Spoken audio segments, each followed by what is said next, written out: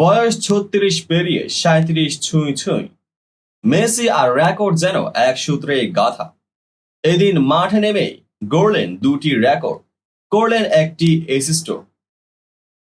মেসির নৈপুণ্যে এবার জয় দিয়ে শুভ সূচনা আর্জেন্টিনার। চলুন পুরো ম্যাচটি নিয়ে বিস্তারিত জেনে নেওয়া যাক। শুরু হয়ে গেছে কোপা আমেরিকার দামামা। শুক্রবার উদ্বোধনী দিনে কানাডার বিপক্ষে ম্যাচ দিয়ে কোপা আমেরিকার মিশন শুরু করেছে আর্জেন্টিনা। আর কানাডার বিপক্ষে জয় দিয়ে আসর শুরু করলো বর্তমান চ্যাম্পিয়নরা।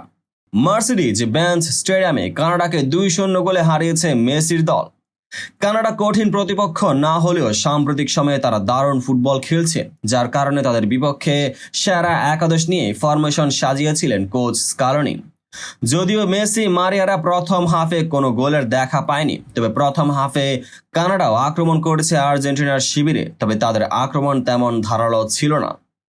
দ্বিতীয় হাফের শুরুতে গোল পেয়ে যায় আর্জেন্টিনা।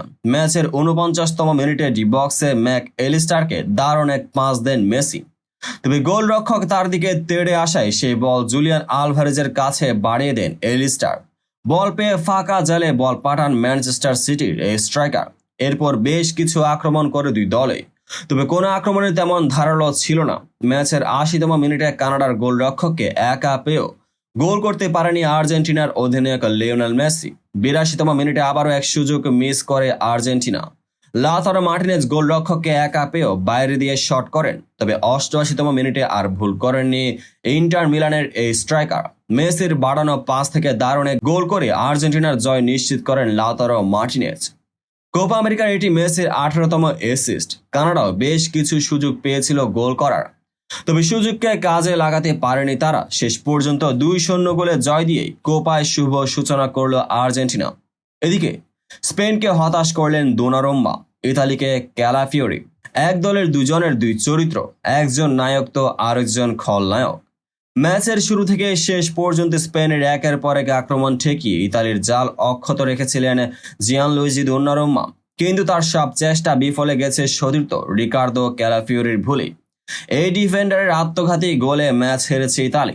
ভ্যালেন্টিস অ্যারেনায় বৃহস্পতিবার বি গ্রুপের ম্যাচে ইতালিকে ১-০ গোলে হারিয়েছে স্পেন। এ জয়ে জার্মানির পর দ্বিতীয় দল হিসেবে শেষ ১৬ টিকিট নিশ্চিত করেছে লা রোজারা।